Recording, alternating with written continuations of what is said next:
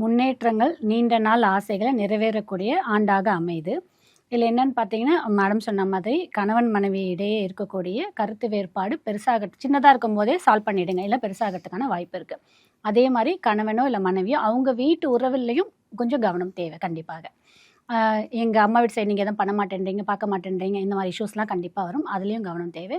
நண்பர்களிடையும் கவனம் தேவை. Partnership business பண்ணுறோம் பார்த்தீங்களா, அதுலேயுமே அகலக்கால் வைக்காம நேர்மைன்றது கண்டிப்பாக இவங்களுக்கும் இருக்கணும், அவங்க கிட்ட இருக்க பார்ட்னர்ஸ்க்கும் இருக்கணும். அதுலேயும் ரொம்ப கவனமாக செயல்படணும். இவங்க ஹெல்த் பிரச்சனை இருக்கும். அதே மாதிரி நீண்ட நாள் இந்த ஜூன் 2ஆம் தேதிக்கு பிறகு குரு பகவானுடைய பார்வை இவங்களுக்கு நல்லாவே இருக்குது. அப்போ இவங்களுக்கு என்னெல்லாம் கிடைக்கும்னு பார்த்தீங்கன்னா, நீண்ட நாள் வண்டி மாற்றணும்னு நினைப்பாங்க, மாற்றிடுவாங்க. நீண்ட நாள் வீடு வாங்கணும்னு நினைப்பாங்க, அதை வாங்கிடுவாங்க. அட்லீஸ்ட் ஒரு லேண்டாவது வாங்குவாங்க. அதுக்கான அமைப்பு எல்லாமே இருக்குது. இவ்வளோ நாள் பிஸ்னஸ் இது பண்ணலாமா, அது பண்ணலாமா, நமக்கு ஒரு ஸ்டாண்டர்டான பிஸ்னஸே அமையலையே, ஒரு ஸ்டாண்டர்டான வேலையே கிடைக்கல, ஒரு ஸ்டாண்டர்டான ஒரு ஆஃபீஸில் ஒரு நல்ல பொசிஷன் கிடைக்கலன்றாங்க பார்த்தீங்களா, அது எல்லாமே இந்த ஆண்டு அமையறதுக்கான வாய்ப்பு இருக்குது. கண்டக சனி தான். கண்டங்கள் வரும் போகும் அப்படின்ற ஒரு அமைப்போடு இருக்கும். உடல் ஆரோக்கியம் வேணும். கணவனோட உடல் இல்லை மனைவியோட உடல்லையும் கொஞ்சம் ஆரோக்கியத்தை வச்சுக்கிறது நல்லது.